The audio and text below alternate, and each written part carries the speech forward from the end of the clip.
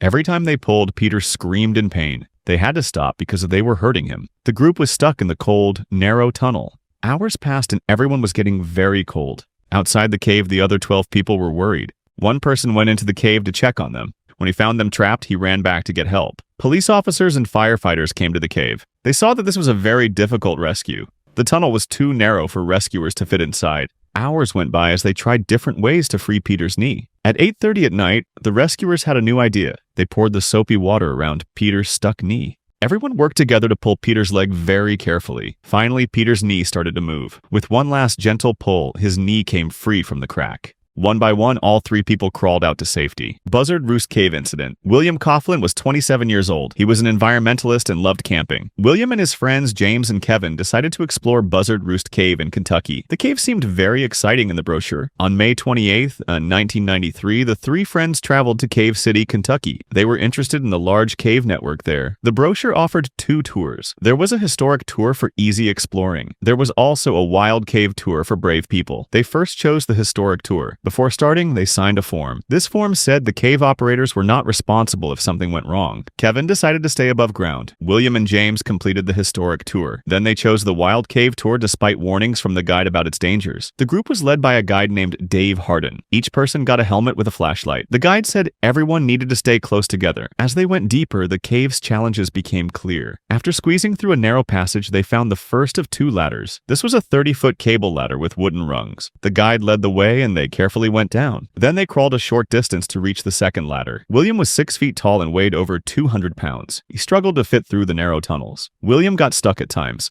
After 45 minutes, they reached the second ladder. This was a 60-foot aluminum ladder also attached to a rock wall. While taking pictures on the second ladder, William stepped onto an unstable ledge. The ledge broke and William fell about 50 feet. He hit his head and was knocked unconscious. Everyone panicked as the cave guide called for help on his radio. The group waited anxiously for rescue. William woke up, but he was confused and in terrible pain. He was bleeding heavily from a severe head injury. The group tried to comfort William. The guide tried to give basic first aid. The cave's depth made it hard for rescuers to reach them quickly. The guide kept saying that help was on the way, but tension filled the air as William's condition got worse. As time passed, James and the guide knew they had to act fast. William's condition made it impossible for him to climb the ladders to the entrance, so they chose a risky alternative route. This path was rarely used because of its dangerous narrow sections, twists, and sharp rock formations. It was challenging even for someone who was not hurt. They had no other choice because every minute counted. Amazingly, they managed to get William through the first part of the narrow passage. Next, they faced dangerous V-shaped rock formations. James went through first, crawling on his belly. Then he helped William, who entered head first. William's fear and pain got worse as he struggled to move forward. The sharp rock edge dug into his stomach. William was stuck and could not move. James and the guide were horrified. They were seeing William in trouble for the second time. William begged for help, his voice full of pain. His lungs were compressed against the rocky walls. The guide told James to inform the cave owner about the serious situation. Finally, after a painful wait, the rescue team could be heard in the distance. They reached William and checked his critical condition. They carefully put William on a stretcher. They began the difficult journey out of the cave, trying not to hurt him more. As they came out into the bright sunlight, the medical team took over. They rushed William to the hospital. Tragically, William died from his injuries the next day. Jonathan Cave Incident. Jonathan Cole was a 27-year-old outdoor enthusiast. His best friend Ferguson Lahar was 26 years old. Ferguson often joined Jonathan on cave trips. This cave had narrow, unpredictable passages that made it a true challenge. The journey began on a cool, clear morning. The entrance was a dark, gaping hole in the side of a cliff. It was barely visible among the rocks and boulders. With their headlamps lighting the way, they went down into the cave. The first passage was wide enough for them to walk side by side, but soon it began to narrow. The walls closed in around them. The rock was cold and damp to the touch. As they went deeper, the cave started showing its true nature. The passageways twisted and turned in all directions. Some were so tight that they had to squeeze through sideways. Their bodies were pressed uncomfortably against the rock. Despite the challenges, they kept going. Hours passed as they navigated the winding tunnels. Eventually, they reached a point where the tunnel split into 2 narrow passages. One went to the left and one went to the right. After a brief discussion, they decided to take the left path. They believed it would lead them to a beautiful chamber. The left passage was immediately more difficult than the others. It was a low, narrow tunnel that forced them to crawl on their stomachs. Halfway through the passage, Jonathan was leading and realized something was wrong. The tunnel was narrowing even more. He could barely move forward. Jonathan tried to back up, but the tight space made it nearly impossible. He was stuck. Panic began to set in as Jonathan struggled to free himself. He called out to to Ferguson, who was a few feet behind him. His voice echoed through the tight space. Ferguson tried to reach out to help, but the narrow passage limited his movement. The two men were trapped in the belly of the cave. It was squeezing the air from his lungs. His muscles strained as he tried to wiggle free. They realized they had made a mistake by not bringing a third person. This is the golden rule of caving. One person stays with the stuck person while the third gets help. In a final desperate attempt, Ferguson tried to push Jonathan forward. He hoped they could force their way through the narrowing tunnel, but the passage was unforgiving. The rock seemed to tighten its grip even further. Jonathan cried out in pain as the walls tore his clothes and skin. Ferguson realized they were out of options. He made the hardest decision of his life. Ferguson told Jonathan that he would try to back out of the passage and go for help. Jonathan, barely able to speak, agreed. He urged Ferguson to go. With great effort, Ferguson began to inch backward through the tight passage. It was a slow, painful process. Every movement was a struggle. Ferguson finally made his way out of the narrow tunnel. By the time Ferguson came out of the cave, he was exhausted and confused. Ferguson contacted the rescue team immediately. A team of rangers who were the nearest were sent to help. They gathered their gear and followed Ferguson back to the cave. When they finally reached Jonathan, hours had passed since Ferguson had left him. The rescuers found him unconscious, still wedged in the narrow tunnel, but Jonathan was alive. They chipped away the rocks that surrounded Jonathan. They used ropes to pull him out. The pulling went on for a long time. Eventually, they were able to get Jonathan out of his misery. Jonathan was rushed to the hospital. It took him weeks to recover. Lechuguilla Cave Incident. Emily Davis Mobley was a 40-year-old experienced caver. She went on an expedition to map unknown sections of Lechuguilla Cave in New Mexico. Lechuguilla is one of the deepest and most complex caves in the world. Emily and her team went into the cave to explore and map new areas. They navigated through tight squeezes, jagged rocks, and vertical drops. After hours of exploration, the team reached a remote section of the cave. This area was rarely visited because it was very difficult. Emily led the way, squeezing through a narrow passage. The walls pressed against her as she moved forward. Her helmet scraped against the ceiling. Emily tried to move through an even tighter spot. She placed her hand on a massive boulder to move up. The boulder had been loosened by years of dripping water. The massive boulder slipped and crashed down on her leg. It jammed her leg into a crevice. The pain was immediate and overwhelming. She was miles deep into the cave, far from any help. The rest of the team realized something had gone wrong. They came to help and moved the massive boulder off her leg. As hours passed, the pain in her leg got worse. The doctor on her team put a splint on her leg. Now they had to figure out how to get her out. A message was sent to the surface. Soon a full-scale rescue operation started. The rescue was very challenging. The cave's complex layout and extreme depth meant it took hours just to reach Emily. Rescuers had to navigate through the same tight passages. They carried heavy equipment and medical supplies. They knew any wrong move could make her condition worse. They used ropes and pulleys to slowly move her. They were 2 miles deep in the earth. Emily had gotten her senses back. She had been on several rescue missions before. This was the first time she was being rescued. Emily was very experienced, so she led her own rescue. She instructed the team how they should get her out. She even requested food because she was starving. The rescuers created a makeshift stretcher. They began the difficult journey back to the surface, all while carrying Emily safely. After 3 days of effort, the team finally neared the cave entrance. Emily was awake for 30 hours during the final stages of her evacuation. Emily was immediately taken to a hospital. Doctors treated her leg injuries. Tongue River Cave Incident. On June 2nd, 2004, 5 teenagers gathered at Tongue River Cave in Wyoming. Barry Blaha and Dana Herbert, both 16, convinced their friends to explore the cave. None of them had any real caving experience. They brought cheap flashlights, batteries. They had no helmets or proper caving equipment. The group entered the cave and made their way deeper into the cave. The main passage was spacious at first.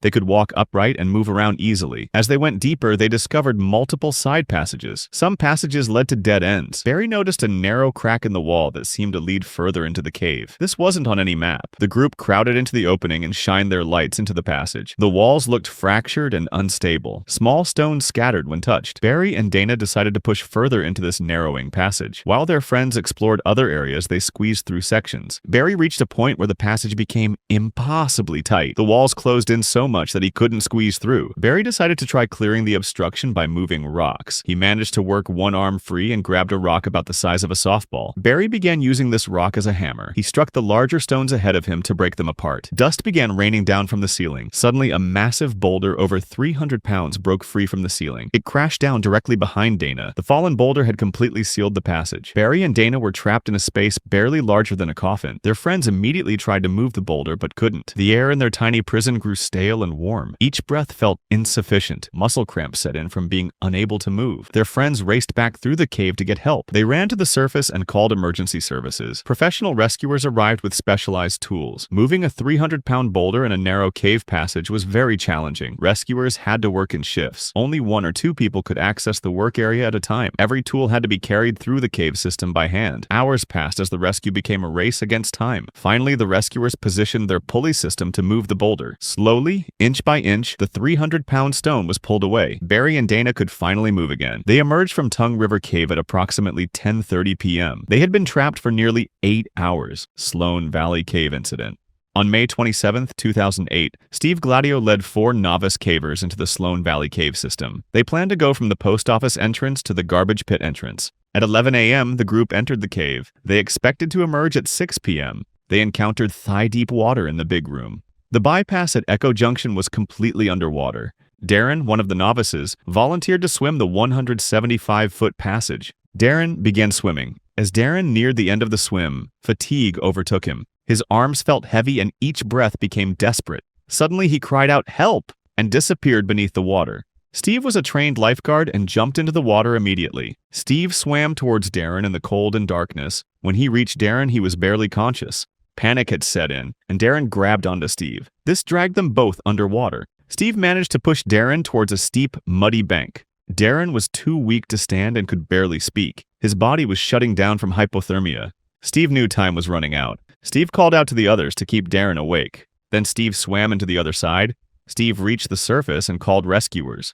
Rescuer arrived within 10 minutes. Steve wanted to go back into the cave to help Darren. There was an argument with the rescuers. Steve grabbed 200 feet of rope, food, water, and a blanket. He stuffed everything into trash bags and headed back into the cave. 40 minutes later, Steve was back at Darren's side. Steve had Darren take off his wet clothes and dried him off. He gave Darren food and water. Slowly, Darren began to improve. The warmth and food helped revive him. It took the rescue squad 5 hours to get Darren across the lake. They carefully moved through the dark, dangerous waters. The entire rescue operation lasted 11 hours. Darren was saved from the brink of death. Thunder Canyon Cave Incident. Brent Coven was a 39-year-old software engineer. He and 6 other cavers were led by a guide named Luca Carabini. They wanted to explore Thunder Canyon Cave in eastern San Diego County. They had to drive a long way down a dirt road. Then they had to hike 2 miles through the wilderness. Recent rains had made the cave waters very dangerous. The calm cave waters had turned into a raging flood. This promised a thrilling but risky experience for the explorers.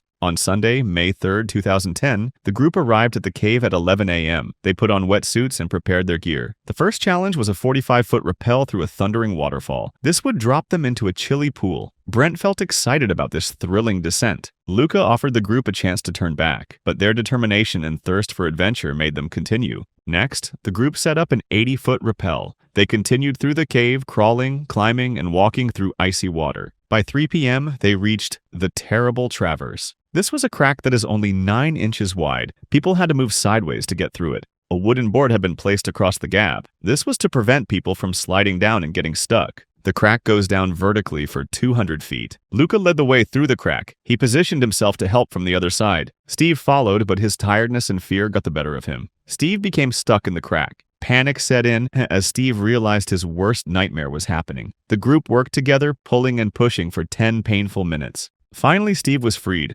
Steve was shaken and traumatized. His priority now was to escape the cave as quickly as possible. As Steve's panic calmed down, one more caver went through the crack without problems. Luca then guided them to the exit. He was confident that Brent and Jim could handle the challenging passage. Brent felt his heart race as he approached the same opening that had trapped Steve. He prepared himself for the difficult move. Brent carefully moved his feet down the crack. Brent hesitated on his first attempt. He doubted his ability to squeeze through, but Jim's encouragement made him try again.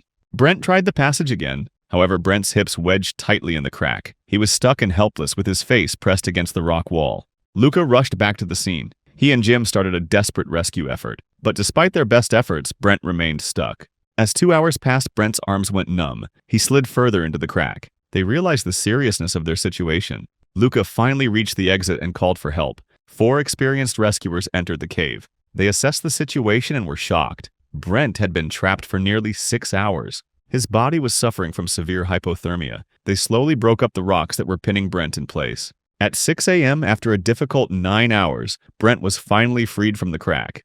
The group pulled him out and made sure he was conscious. They dragged him to the cave exit. Brent was rushed to the hospital for treatment. He had severe hypothermia and dehydration. Doctors reported that Brent was stable and expected to make a full recovery. Devil's Ear Cave Incident. On August 21, 2004, Brian Tyndall and 3 friends arrived at Ginny Springs around 8:30 p.m. Brian was 24 years old and had been diving for 3 years. He had done over 100 open water dives. 2 friends took a canoe and another friend went snorkeling. Brian wanted to explore the underwater cave entrances. Brian put on his diving gear. His tank showed 500 psi of air. He took his LED flashlight and did his final checks. Brian's first dive took him to Little Devil at 30 feet deep. The entrance was tight but opened into a large chamber inside. He looked around with his flashlight and went back. Then Brian went to Devil's Eye. This one was deeper at 40 feet with a bigger entrance. He swam just inside and saw multiple tunnels going into darkness. Brian went back to the surface to tell his friends what he saw. Brian was excited about what he had discovered. As the night went on, Brian made several more short dives. His air supply was getting lower with each dive. Around 2 a.m., Brian checked his air gauge. He had about 12 minutes of air left. Brian wanted to check out the main Devil's Ear entrance. He told his friends he would be right back. Devil's Ear opened up at 20 feet deep. The entrance was bigger than the other cave openings. Brian dropped down and swam inside. His light showed the passage was huge at first. He kept swimming deeper, following the main tunnel. Then the ceiling started getting lower. The passage narrowed into a tight squeeze about 4 feet across. Beyond it,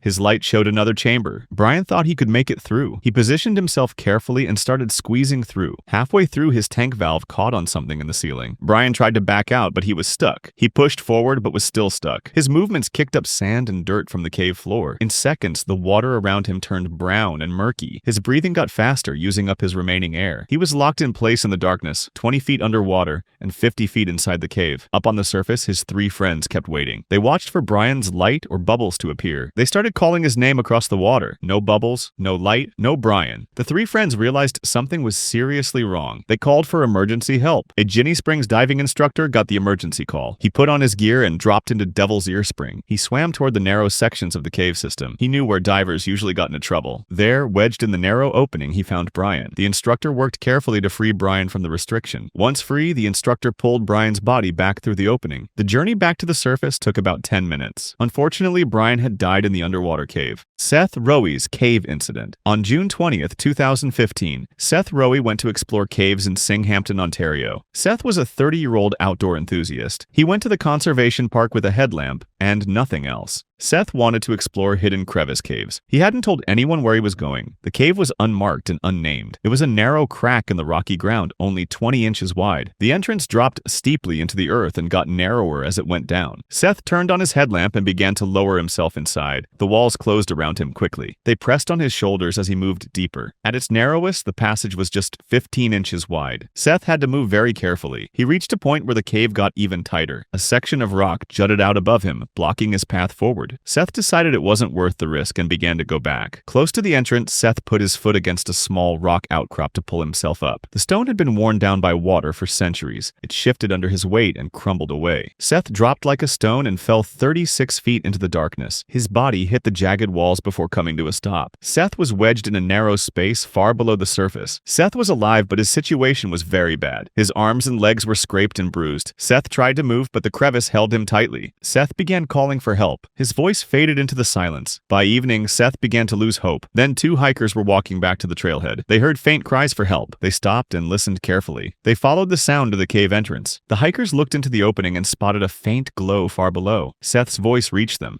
Weak, but clear. The hikers immediately called emergency services. Rescue team arrived quickly. Rescuers lowered water and blankets to Seth. This kept him hydrated and warm while they worked. As midnight approached, they brought in a chisel. They used it to carve away the rock around Seth. The work was very slow. By dawn, Seth had been underground for nearly 20 hours. Rescuers continued chipping away at the rock. Finally, after 22 hours of effort, Seth was freed. He came out pale and battered, but alive. Rescuers wrapped him in blankets and rushed him to an ambulance. His injuries were minor: cuts, bruises, and dehydration. Seth recovered from his ordeal in the unnamed cave. Gruta del Rio Chontalcuatlan Cave Incident. On March 9, 2003, a group of tourists went to Gruta del Rio Chontalcuatlan in Guerrero, Mexico. The group was poorly equipped visitors led by a local guide. The guide knew the cave passages but lacked safety training and equipment. The entrance to the cave was a steep canyon that dropped into darkness. The upper entrance required climbers to go down a dangerous slope of loose rock. Every step had to be carefully placed. Every handhold had to be tested before trusting it. Maria Santos Knox was excited about the adventure ahead. She had come to Mexico for vacation, seeking thrills and experiences. Maria was partway down the entrance canyon. She carefully placed her feet on narrow ledges. She tested each handhold before putting her weight on it. The rock felt solid under her fingers. Above her, another tourist made a movement. A rock broke free from the formation above. The stone moved toward Maria like a bullet. It was just a few pounds of limestone that had been wedged in place for decades. The stone struck her in the head with a tremendous force. The impact was devastating. The blow to her head caused immediate trauma. It also made her lose her grip on the slope. Her hands released their hold on the rock face. Her feet lost their grip on the narrow ledges. In an instant, she went from being a controlled climber to a falling object. Maria's body struck the rocky slope repeatedly as she tumbled toward the darkness below. Each impact added new injuries to the massive head trauma. The other tourists watched in horror as Maria disappeared into the darkness. Then there was silence. The guide now faced every tour leader's worst nightmare. The group's first instinct was to climb down after her, but the guide stopped them. The guide immediately called rescuers. When rescuers finally reached Maria's body, they confirmed what everyone knew. The combination of the head trauma and the fall had been fatal. Maria had probably died instantly. The injuries were so severe that survival would have been impossible. The body recovery was a complex operation. The rescuers had to package the body carefully as they had to lift it up the dangerous slope without causing more rockfalls. The recovery took hours to complete. When Maria's body was finally brought to the surface, the full horror became clear. What had started as a fun tourist trip had ended in a preventable death. Arnold Hollow Cave Incident. On May 5, 1997, 4 explorers prepared to explore Arnold Hollow Cave. Dell Lancaster, her sister Diane, family friend Phyllis Nelson, and cave owner John Nelson entered the cave at 9 a.m. John had been excited about this trip for weeks. Deep inside his cave, about 400 yards from the entrance, was a tight passage. Beyond that narrow crawl, John believed there was a magnificent room that no human had ever seen. As they approached the tight spot, the passage narrowed until it became a crawl space. Dell went first, Diane followed, then Phyllis. Each woman worked her way through the tight space. John Nelson stood at the entrance to the crawl, studying the opening. John found the tight space particularly challenging because of his size. Today, he had a different plan. Instead of forcing himself through the narrow opening, John decided to make some changes. He wanted to enlarge the crawl space to make passage easier. John began working with his tools. He chipped away at the ceiling and hammered on some loose rocks. Each strike seemed to bring him closer to creating a more manageable passage. Then everything went wrong in an instant. The hammering had loosened more rock than John realized. The cave's delicate balance suddenly shifted. A deep rumble filled the air, followed by the sound of falling stone. Rocks tumbled down, filling the passage with debris and blocking the opening completely. The 3 women on the other side of the collapse found themselves trapped underground. One moment they were waiting in the larger room, and the next they had no way out. On the other side of the collapse, John Nelson stared at the blocked passage in horror. 3 people were trapped because of his actions. For the next hour, John worked frantically to clear the blockage, but the pile of rock remained unmoved. The passage was completely sealed. Finally, John accepted that he couldn't handle this alone. He needed help fast. John made his way out of the cave as quickly as possible. The moment John emerged from the cave, he began making emergency calls. Local rescue services responded immediately. The rescue team examined the collapse area. They found that the collapse had created a small gap that allowed communication with the trapped women. The women trapped beyond the collapse were in a cramped space. Dell, Diane, and Phyllis were squeezed into a space barely large enough for 3 people. They had to remain pressed against each other. They couldn't sit or lie down comfortably. The rescue team decided not to clear the collapse until they had properly supported the passage. Moving rocks without proper support could cause the entire area to collapse further. Through the small gap in the debris, rescuers passed essential supplies to the women: food, water, and warm clothing. These supplies helped prevent hypothermia and maintain the women's strength. The mine workers joined the rescue team in installing proper support in the passage. The rescue team worked steadily. As evening approached, the rescue team felt confident enough to begin moving rocks. With the passage properly supported, they started clearing the collapse. As the clock approached 8:30 p.m., more than 11 hours after the collapse, the rescue team finally broke through. The passage was open again, creating a route to freedom. Dell, Diane, and Phyllis emerged from the cave in remarkably good spirits. Lava Tube Cave Incident. On April 24, 2001, Margaret Chen was walking with her 2 golden retriever puppies on the Big Island of Hawaii. The puppies were named Max and Luna and were 6 months old. Margaret had walked this path many times before. The area had lava tubes, underground tunnels formed by old lava flows. The puppies were playing and running around. As they reached the halfway point of their walk, the puppies suddenly ran away. There was no warning. One moment they were walking beside her, the next they were racing away. Margaret called after them, but they disappeared behind a ridge of volcanic rock. At first, Margaret wasn't worried because the puppies often wandered off for a few minutes, but as she followed their path and called their names, she couldn't find them. Minutes turned into an hour. Margaret's calling became more urgent. She climbed over rock formations she had never explored before. As darkness began to fall, real fear crept into her heart. She had only a small flashlight. Then she heard faint whimpering coming from below, somewhere beneath her feet. Margaret followed the sound, moving carefully across the uneven surface. The whimpering led her to a section with holes and pits. Margaret moved from hole to hole, calling down into the darkness. One hole was different. When she called into it, her voice echoed strangely. She aimed her flashlight down into the opening. About 15 feet down, she could see two small golden shapes huddled together on a ledge. Max and Luna were alive, but they were trapped. The lava tube opening was only about 2 feet wide, too narrow for Margaret to fit through. They were scared and unable to climb back up the smooth walls. Margaret's heart broke as she looked down at them. She called 911, but her cell phone had no signal. She tried lowering her belt down to them, but it wasn't long enough. Margaret refused to leave them. She lay on her stomach next to the opening, talking to them in soothing tones. Margaret made a decision that would cost her everything. She positioned herself over the opening, feet first, and began to lower herself down. The walls were smoother than they looked, and the opening was narrower than she estimated. Margaret slipped and fell headfirst into the lava tube. Margaret became wedged in the tube upside down. Her waist and upper body were pinned by the narrow walls. She was now close enough to touch her puppies, but she couldn't help them. She couldn't help herself. Hours passed, and Margaret's calls for help grew weaker. The next morning, a few hikers found them and called for help. Margaret was barely conscious. The rescue team arrived quickly. Her face was dark red from blood pooling in her head. She could barely speak. Being trapped upside down was slowly killing her. The blood pooling in her head was putting pressure on her brain and heart. Hours passed as they worked desperately to free her, but Margaret's body was shutting down. Margaret touched the puppies' noses one last time. She kept saying, "Take care of my dogs." The rescue workers never stopped trying, but Margaret's body couldn't survive being trapped upside down for so long. Margaret died trying to save her puppies. The rescue workers eventually retrieved her body and the two puppies. Puckett Cave Incident.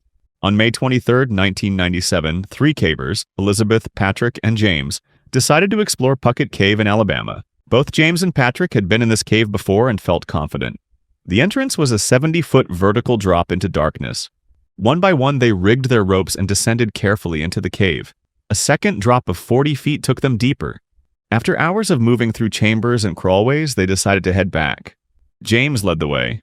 As they reached an area scattered with jagged boulders, James's foot suddenly slipped. He lost his balance and fell. James hit a series of sharp rocks that slammed into his back with brutal force.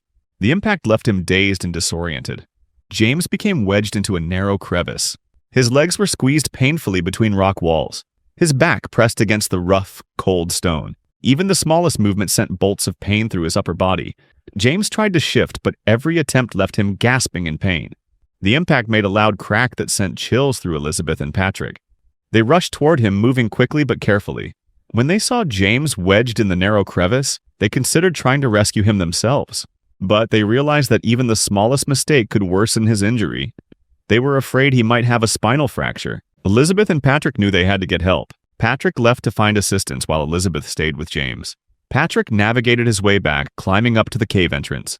He reached the surface and called for rescue at 8:45 p.m. By 11 p.m., the rescue team arrived at the cave entrance. The rescuers made their way through the narrow paths and crawls. They reached James around 1 a.m. By then, James's condition had worsened. His skin was pale, his face was tight with pain, and his body was shivering violently. The rescue team began the slow process of freeing him. Using crowbars and drills, they slowly started widening the crevice. James groaned with every movement. After a long hour, the passage became wide enough to get him out. Once he was finally freed from the crevice, he was able to stretch his legs slightly. The rescuers realized that the numbness was due to being trapped for so long rather than a major back injury. The rescuers wrapped him in blankets and put him on a stretcher. At 6:40 a.m., after hours of work, James emerged from the cave. James was rushed to a nearby hospital where he was treated for hypothermia. Doctors confirmed he had only bruised his tailbone. Cenote Temple of Doom Cave Incident. On August 17, 1997, Eduardo Mendez prepared for a diving trip with 5 tourists in Mexico. The tourists were 3 Americans and 2 Canadians. Eduardo was 28 years old and worked as an open water diving instructor for 3 years. By early afternoon, the group arrived at Cenote Temple of Doom. Temple of Doom was a small, dark hole in the jungle floor about 10 feet across.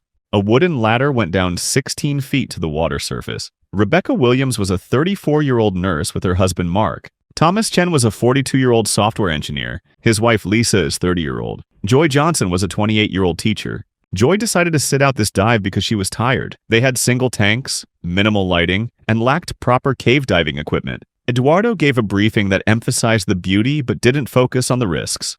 One by one, they entered the water. The cenote surface was small and surrounded by limestone walls. Sunlight barely reached into the water, creating a mysterious atmosphere. They checked their equipment and went underwater. At about 33 feet, they passed through a boundary where fresh water meets salt water. Beyond this, the cavern opened into a larger chamber. For 20 minutes, the group explored the cavern zone within sight of natural light. Then, Eduardo made a fateful decision. Rather than staying in the safe area, he led them toward a passage called the Madonna Passage. 2 warning signs marked the boundary between the cavern and the true cave zone. The first sign showed a diver with a red slash through it. The second sign said, "Stop! Prevent your death. Go no further." Eduardo swam past these warnings without stopping. His clients, trusting his judgment, followed. The Madonna Passage narrowed to about 5 feet wide and 6.5 feet high. As they went forward, the light from the entrance vanished. After 10 minutes in the passage, they were about 394 feet from the entrance. Their single tanks were running low due to depth, effort, and anxiety.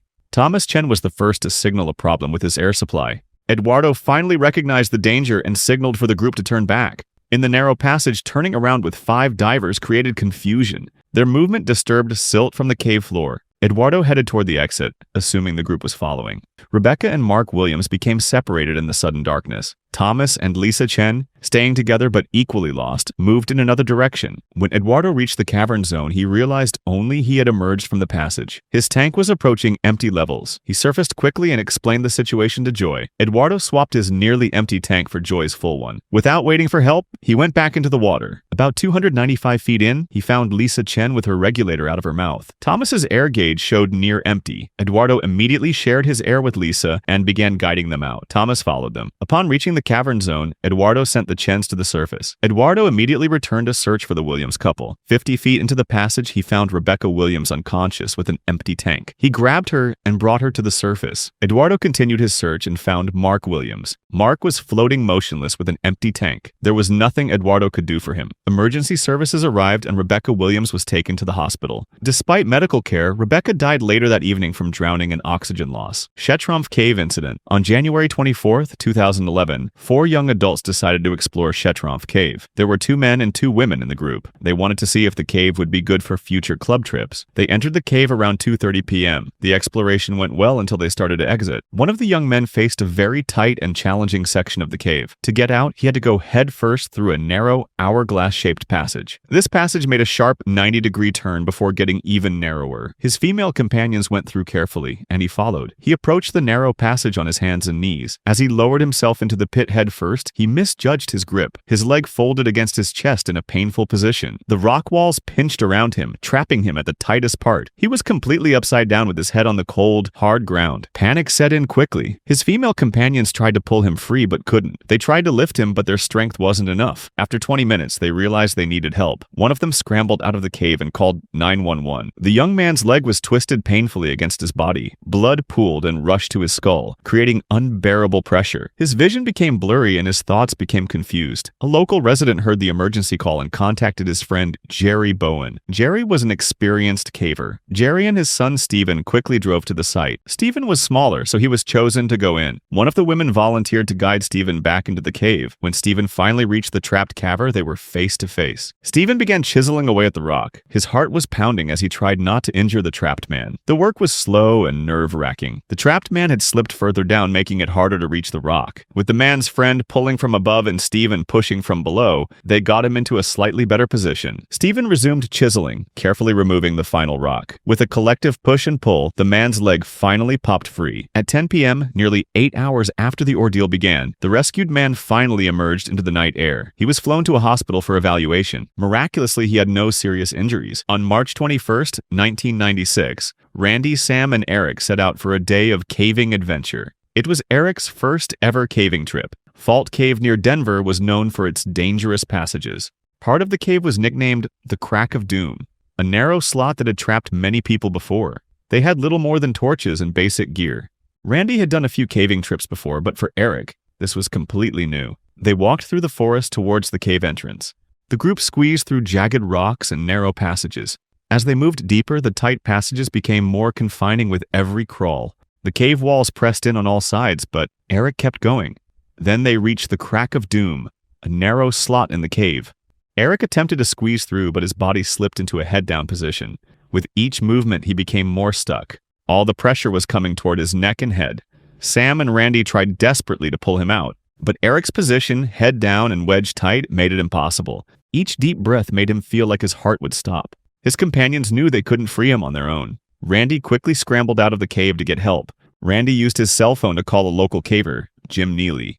Jim quickly organized a rescue team. The situation was serious. Eric had been stuck for hours and his strength was fading. The rescue was a slow, careful process. They inspected the Crack of Doom and realized drilling could make debris fall on Eric's head. They went for a different option. First, they took off Eric's clothes to reduce friction against the rock. Then they coated his entire body with Vaseline to help him slide free. The cavers worked quietly, knowing that every second counted. The cold, damp air of the cave made hypothermia a real threat. The position Eric was trapped in made his situation very dangerous. As they applied the Vaseline, they noticed his body starting to shift slightly. This gave them hope. They continued coating every inch of his body. With each application, Eric's body became more able to move. Finally, with one last effort, the team was able to free him. They slid him smoothly out from the Crack of Doom. Eric was able to walk out of the cave with help from the team.